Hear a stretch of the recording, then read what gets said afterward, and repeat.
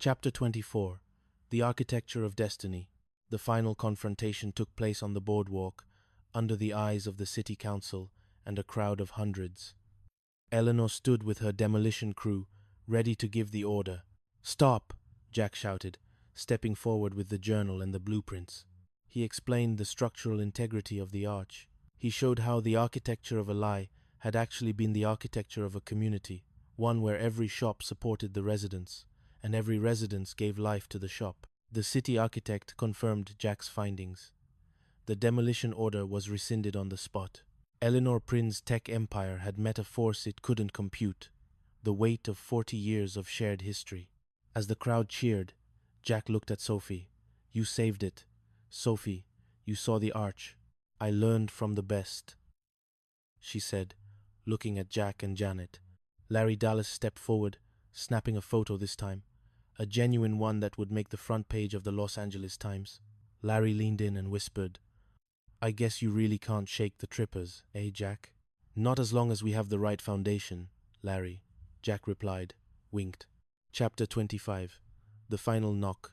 The sun set over Santa Monica, painting the sky in a palette of deep violets and burning oranges. The boardwalk was alive with celebration. Music flowed from the Regal Beagle, and the scent of rosemary and roasted lamb once again filled the air at Tripper's table. Jack and Janet walked up the stairs to apartment 201. They were tired, but it was the good kind of tired, the kind that comes from a day well lived and a battle well fought. They sat on their balcony, the Pacific breeze cooling the night. "One more thing," Jack said, reaching into his pocket. He pulled out a small, tarnished key. "I found this in the back of the journal. It's a key to a safe deposit box Beaumont left at the bank. I opened it this morning." "What was in it?" Janet asked. Jack pulled out a small framed photo. It was of the three of them, Jack, Janet, and Cindy, from their very first year in the apartment. They were laughing, caught in the middle of a frantic scramble to hide a date from Mr. Roper, the landlord before Furley. On the back, Beaumont had written, "The most beautiful buildings are those that can weather the storm without losing their smile."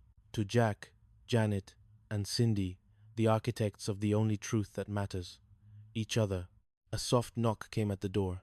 Jack and Janet looked at each other. They didn't rush. They didn't scramble. They didn't hide. Jack opened the door. Sophie was standing there, holding a bottle of champagne and 3 glasses. "Come on in, Sophie," Jack said, stepping back with a smile. "We've been waiting for you." As the sounds of the night gathered outside, the three of them sat together, the past and the future merging into a single, beautiful present. The architecture was finally complete. The lie was gone. The love remained. And in the quiet of the night, if you listened closely, you could almost hear the echo of a song from a simpler time, a song about knocking on doors, waiting for kisses, and finding that three's company, after all, was just another word for home. Chapter 26. The Whispers of a New Era. The victory over Eleanor Prynne brought a temporary peace to the boardwalk, but the modern world was a relentless tide. Sophie Tripper, now firmly established as the head chef of Tripper's Table, felt the shift more than anyone. The boardwalk was no longer just a place of nostalgia. It was becoming a hub for influencers, food bloggers, and a new kind of experience economy that prioritized the visual over the visceral. One evening, after the last diner had departed, Sophie sat at the bar, nursing a glass of chilled white wine. The restaurant was quiet, save for the rhythmic humming of the industrial refrigerators. A shadow fell over the doorway. It wasn't the aggressive silhouette of Eleanor Prynne, but a softer, more hesitant figure. "Is it too late for a confession?" the voice asked. Sophie looked up. It was Victor Dallas. He looked exhausted, his sharp suit rumpled, a stark contrast to his usual polished demeanor. "The kitchen's closed, Victor," Sophie said, but she gestured to the stool next to her. "But the bar is always open for a friend. Or a rival, whichever one you are tonight." Victor sat down, leaning his head in his hands. "My father is sick, Sophie, really sick. And the medical bills, they're consuming everything. The photography studio, the archive. I even had to sell the copyright to his most famous masquerade photos to a tabloid. Sophie felt a pang of genuine sympathy. For all the rivalry between their families, the connection was deep. Larry Dallas had been the flamboyant shadow to Jack's earnest light. "I have a plan," Victor whispered, his eyes meeting hers. "But it involves another lie. A big one. The kind that would make our parents proud or horrified." Chapter 27. The Silent Critic. Victor's plan was audacious. He had discovered a series of unreleased recordings from the old days, audio tapes, that Jack and Larry had made during their late-night sessions at the Regal Beagle. In these tapes, they joked about the Great Santa Monica Heist, a fictional plot they'd concocted to steal the boardwalk's original deed back from a corrupt city councilman who never actually existed. "If we release these as a podcast," Victor explained, "a true crime drama that blurs the lines between reality and fiction, we can raise the money for Dad's treatment. We need a physical object that proves the heist was real." "And let me guess," Sophie said, her eyes narrowing. "That object is in apartment 201. "The Beaumont Journal," Victor said. "There's a map in there. I saw it when Uncle Jack was showing the council the blueprints. It leads to a hidden vault under the boardwalk." Sophie hesitated. Jack and Janet were away on a cruise, their first real vacation in years. To use the journal for a fabricated heist story felt like a betrayal of the truth they had fought so hard to establish.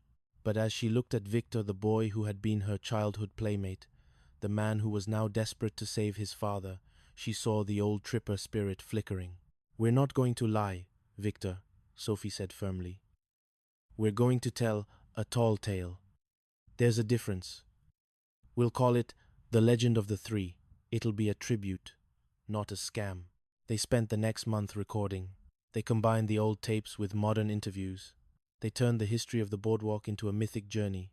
And for the hidden vault, they decided to use the old, forgotten basement of the Regal Beagle, the one that had been sealed off since the 70s. Chapter 28. A Recipe for Disaster. The podcast, The Legend of the Three, became an overnight sensation. It tapped into the world's hunger for a story that felt both magical and grounded. Fans began to flock to the boardwalk, searching for clues, trying to find the hidden vault.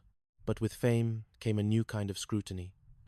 A rival podcaster, a cold-eyed woman named Sarah Graves, began an investigative series to debunk the legend. She claimed that Sophie and Victor were nothing more than grifters, using the memories of their parents to line their pockets. "They talk about truth," Sarah Graves said in her latest episode, "but their entire legacy is built on a man who pretended to be gay to get cheaper rent. Let's not forget the original sin of apartment 201. The community began to turn. The same people who had cheered for Jack and Janet now looked at Sophie with suspicion. The architecture of the Lie was being deconstructed again. But this time, the weapons were social media and viral outrage. "We have to open the vault," Victor said, pacing the kitchen of Tripper's table. "If there's nothing in there, we're finished. The restaurant, the shop, everything Dad built will be tarnished." "There is no vault, Victor," Sophie shouted. "We made it up for the story." "Are you sure?" Victor asked, pulling a page from the Beaumont Journal that Sophie hadn't seen. It was a letter from Arthur Prynne to Beaumont, dated 1979. "The archive is secure, Beaumont. Below the Beagle, where the floorboards meet the tide. Only a Tripper or a Dallas will know the combination." Chapter 29. The Unveiling. The night they entered the basement of the Regal Beagle was thick with the smell of damp earth and ancient whiskey. They carried flashlights, their beams cutting through the heavy, stagnant air. Sarah Graves was there too, followed by a live-streaming camera crew. She wanted to catch the hoax in real time. "Go ahead, Sophie," Sarah challenged. "Show the world your empty room." Sophie and Victor reached the far corner of the basement. The floor was made of old redwood planks, sea-worn and gray. Sophie knelt, feeling for a notch, a sign, anything. Suddenly, her fingers found a brass ring hidden beneath a layer of grime. She pulled. The floor didn't just open. It slid away, revealing a small, stone-lined chamber. Inside, there were no gold bars or stolen deeds. There were thousands of photographs, Larry Dallas had spent his entire life documenting the real Santa Monica. Not the glamorous celebrities, but the waitresses, the janitors, the poets, and the families who lived in the shadows of the palms. And next to the photos were hundreds of letters from Jack Tripper to the people he had helped, the meals he had cooked for free, the small, quiet acts of kindness that he had never mentioned to anyone. "It's not a vault of treasure," Sophie said, her voice echoing in the chamber. "It's a vault of witnesses. This is the truth, Sarah. My father and Larry didn't just share a lie, they shared a responsibility. They were the keepers of the neighborhood's heart." Even Sarah Graves was silent. The live stream reflected a reality that couldn't be debunked, a life built on a foundation of genuine human connection. Chapter 30. The Eternal Architecture. The heist story was forgotten, replaced by the archive of the boardwalk. The medical bills were paid through a foundation set up to preserve the photos. Larry Dallas recovered enough to see his work displayed in a gallery at the Santa Monica Museum of Art. Jack and Janet returned from their cruise to find their daughter a hero and their legacy more secure than ever. One evening, the whole group gathered on the balcony of apartment 201. The wicker table had returned for the night, and Jack was serving his famous, now perfected soufflé. "You know," Jack said, looking out at the boardwalk where a new generation was laughing and dancing, "I used to worry that the lie was the only thing people would remember, that we were just a punchline." "Jack," Janet said, taking his hand, "a lie is just a temporary roof. It kept us dry while we built the walls. But the walls are made of what we did for each other, and those walls are never coming down." Sophie stood next to Victor, watching the sunset. "What's next, architect?" she asked her father. Jack smiled, that same mischievous twinkle as bright as the day he first walked into the apartment.